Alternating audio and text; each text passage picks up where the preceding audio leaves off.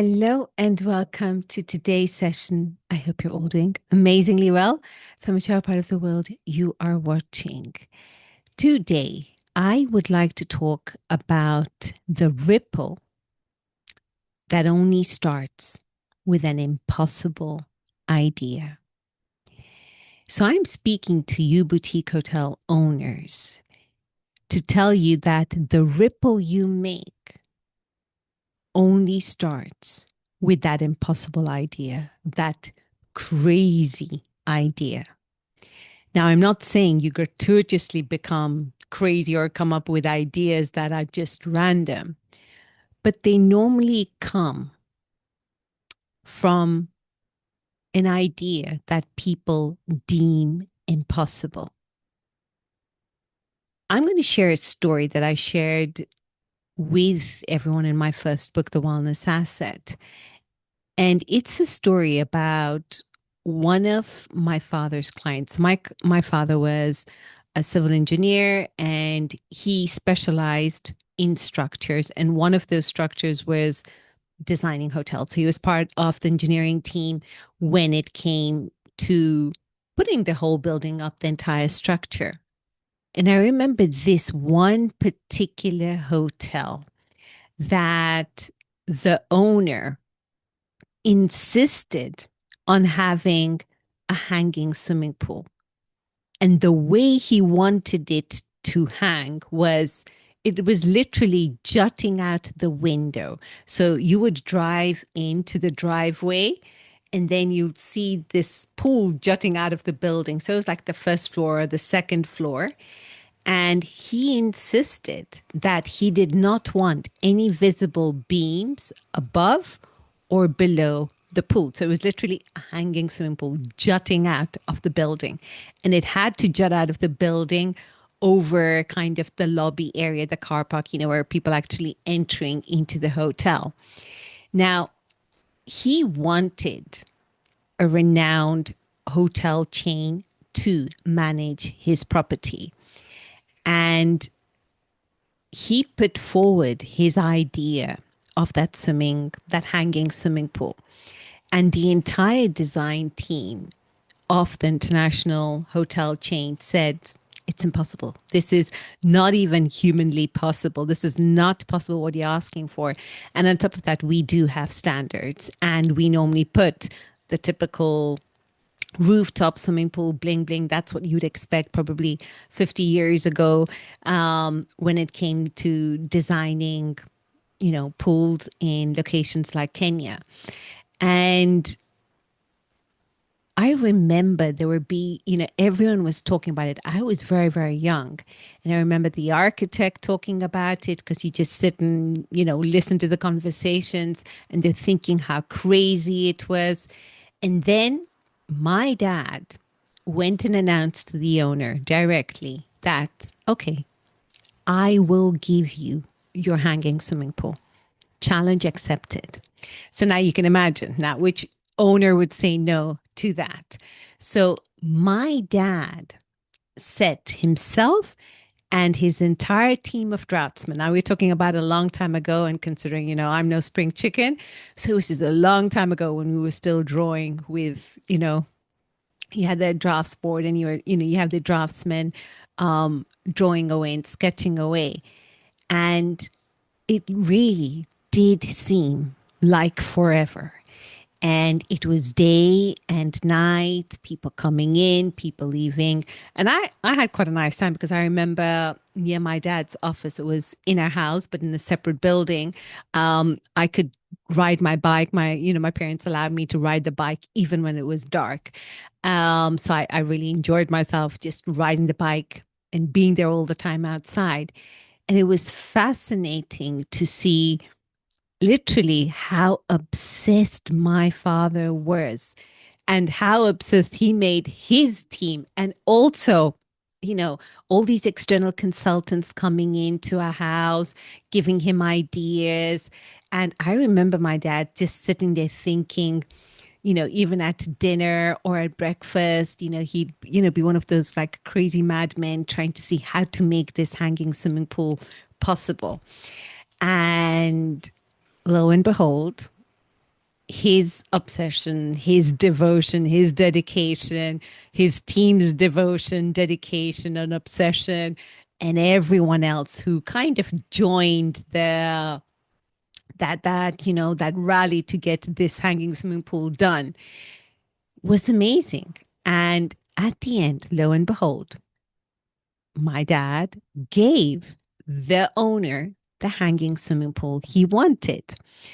Now, it wasn't short of lots of hard work, lots of trial and error, lots of going back to the drawing board. And I just remember it being just the center of all discussions, this hanging swimming pool.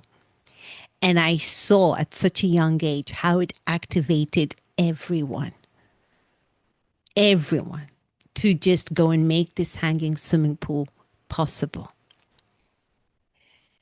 So the moral of the story is that owner had that impossible idea of creating that hanging swimming pool.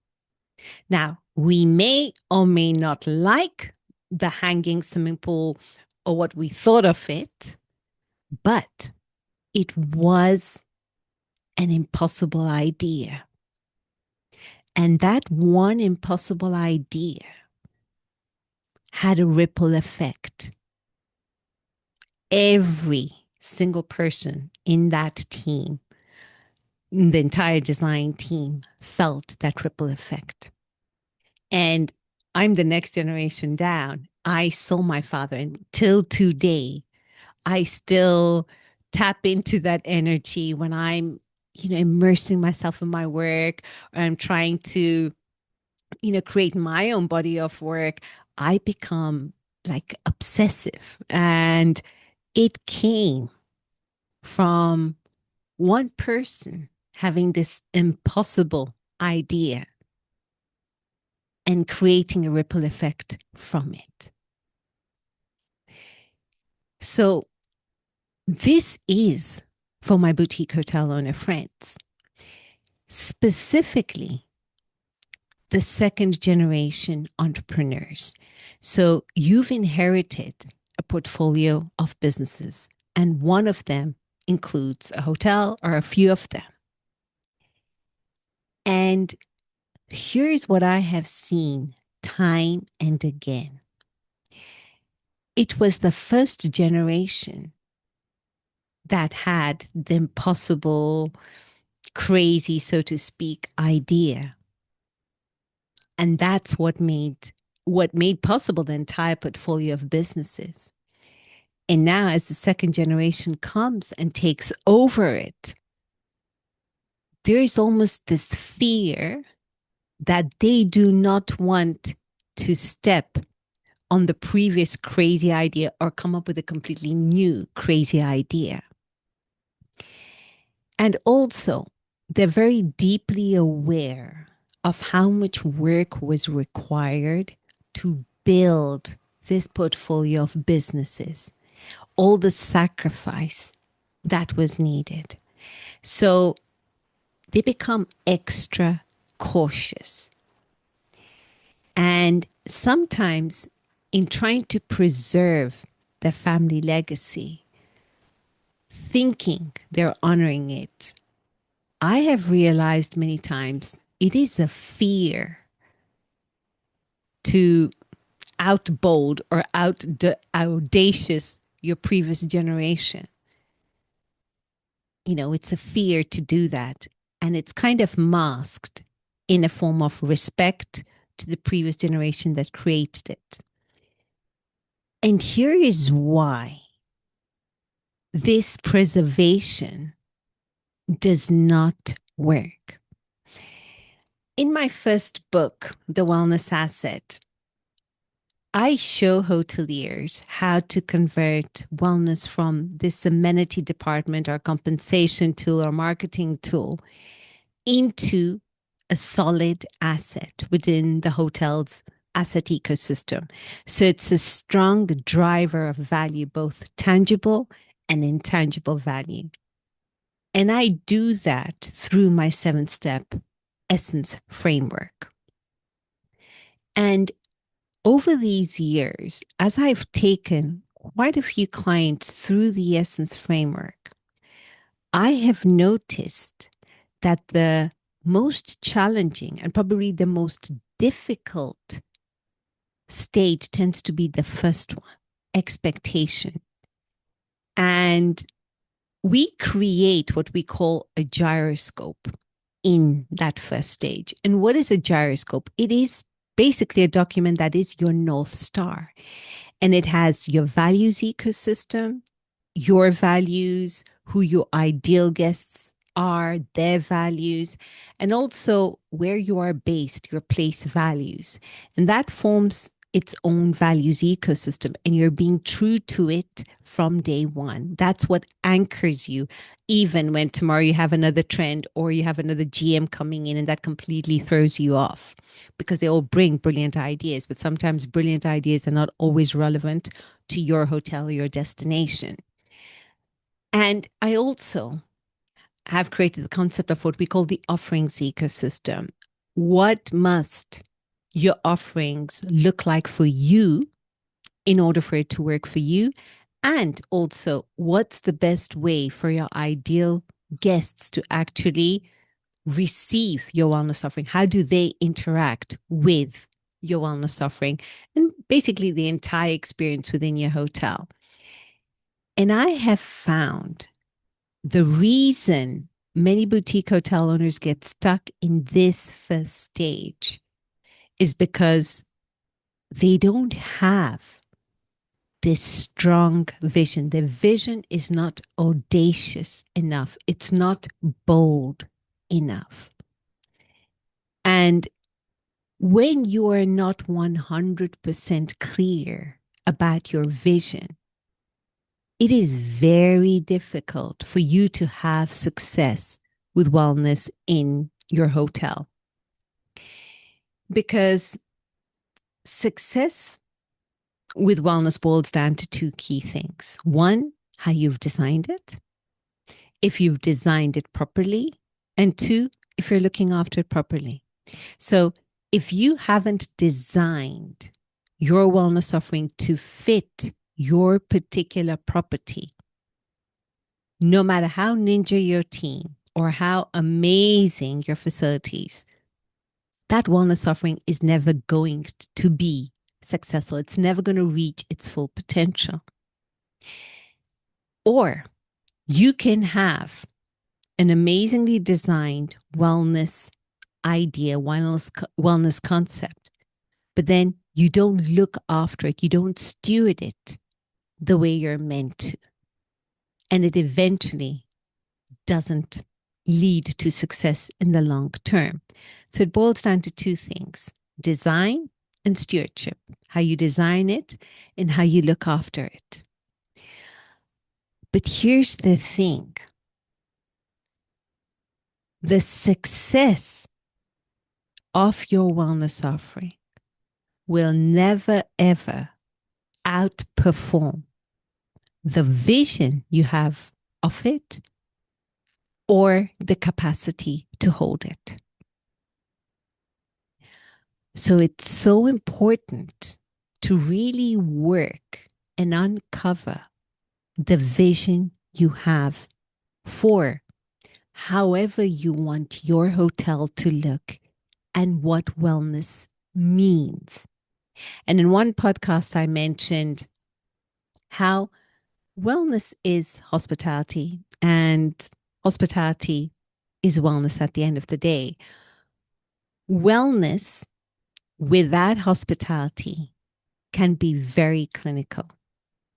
Who of us haven't gone into a massage or a spa facility and the team was far from hospitable, but you had a very good and correct treatment?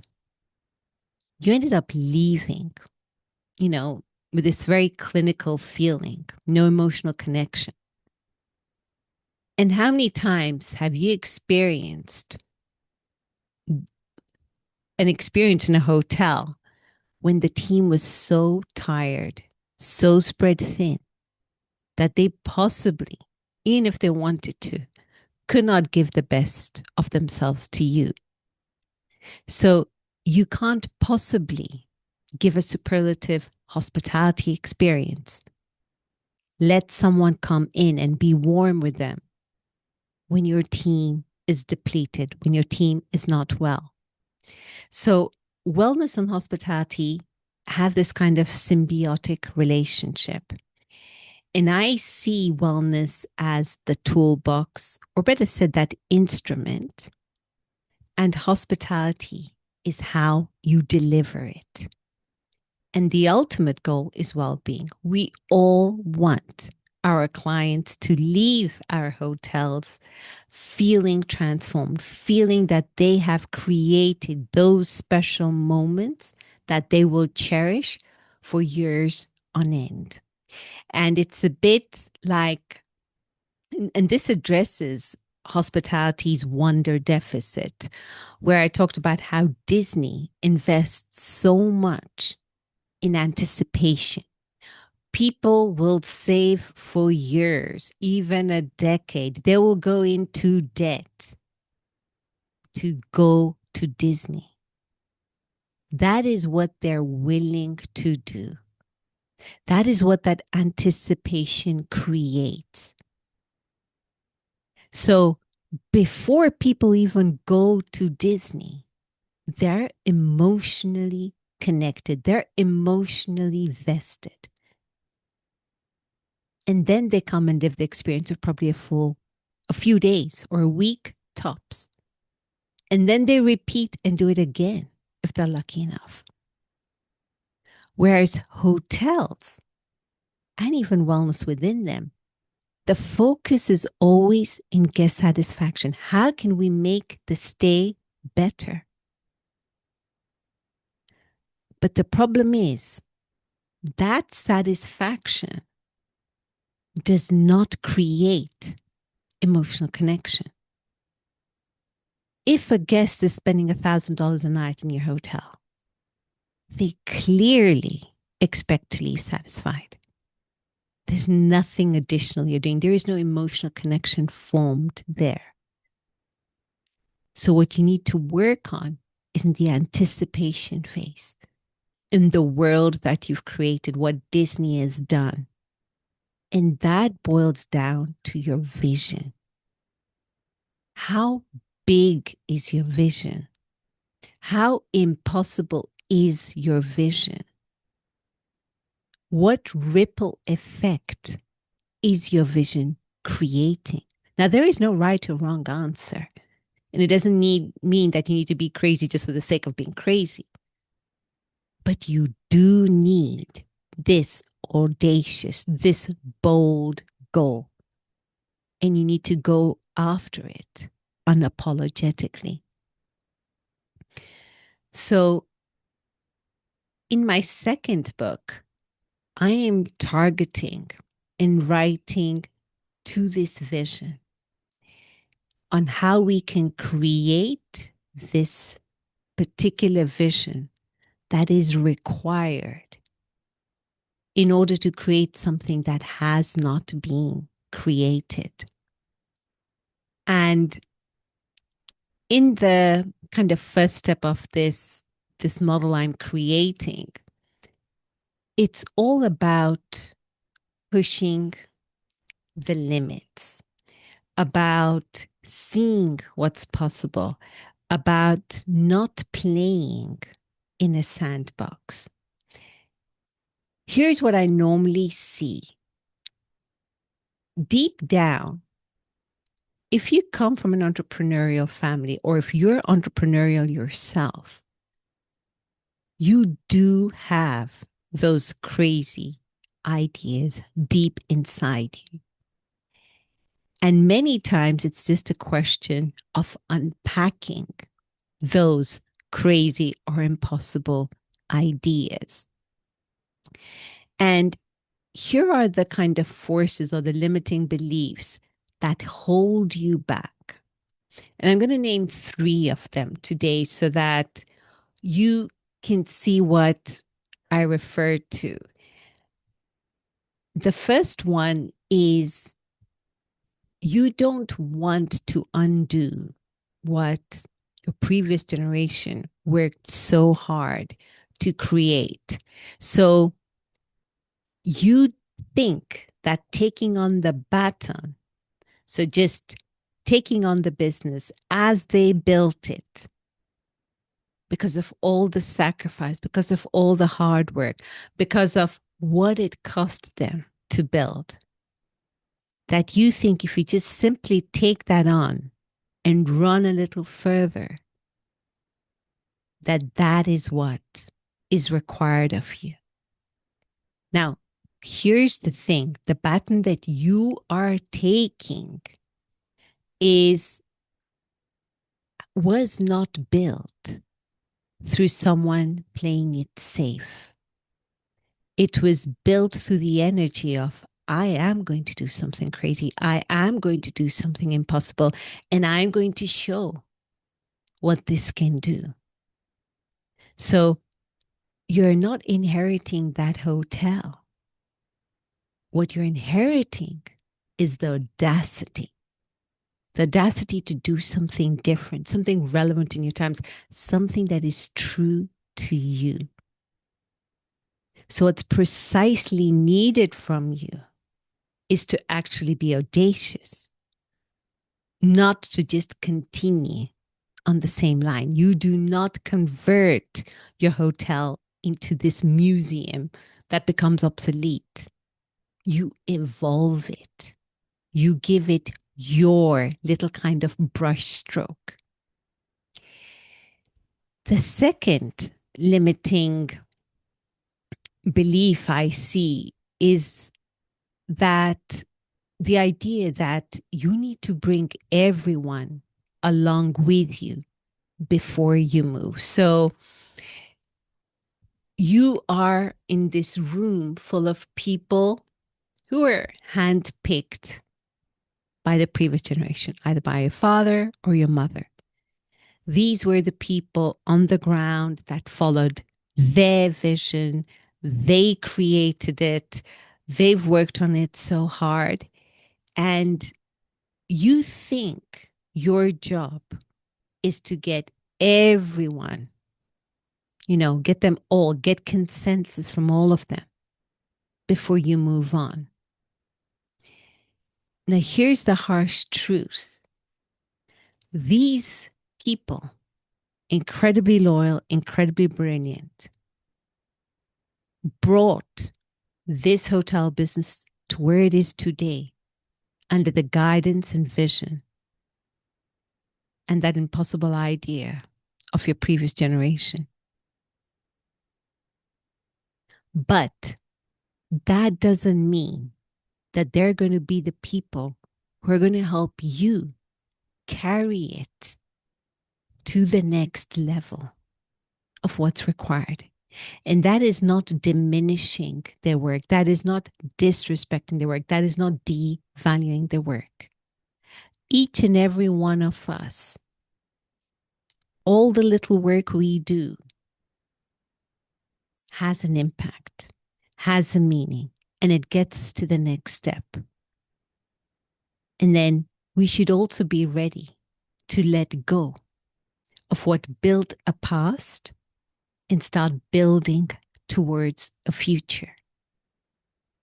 You are never going to please everyone. Never. They're going to be people who love you. They're going to be people who do not like the way you do things. That's just the way it is. You can't look to just get everyone on the same page and then move. The leader you're required to be is to have that audacious vision, which sits deep inside you. Take what was built to the next level. Find the right people who are going to help you take it there. And the likelihood is what got you here will not get you there, the other destination. And the third kind of limiting belief I see is that you want to do something different. There is this deep urge to do it, but there is also the fear of the financial impact. Any change you make, which is not incremental, will affect your business, at least in the short term. You will lose current staff members. You will lose current clients. Unfortunately, that is just the way business is done. But if you continue to build your business on the clients that got you to where you are today, you will close the door to those clients who don't even know you exist as yet, but who need you. So you can't continue to build to a clientele that is very used to a very different kind of property, a very different kind of experience. And more importantly, an experience that doesn't fully resonate with you. You can't build for the past. You have to build for the future. And yes, you will lose people along the way, but you will also gain many other people who believe in your vision, that ripple effect that you will have on them, who want that crazy hanging swimming pool, whatever that version is for you. And that is what is needed. So, my boutique hotel owner friends, ask yourself, where are you playing small? What is it? What is your impossible idea that you have deep down and that you're parking aside because you're scared to be disrespectful to your previous generation? You're scared to ruin what was created. You don't want to lose people who worked so hard in your company, and you do not want to also lose clients who made your business and whose custom you are incredibly grateful for. And I think when we actually work through those hard questions, that is when we get to build this world that is completely different. And sure, you lose people along the way, but you also gain many people, and many of the right people that you want to work with, that you want to serve. And your way of business, you're creating the way of business that resonates with you, your unique way. And that only adds, only enriches the legacy that you have been handed down. So, on that note, I wish you all a beautiful day ahead. Take care now.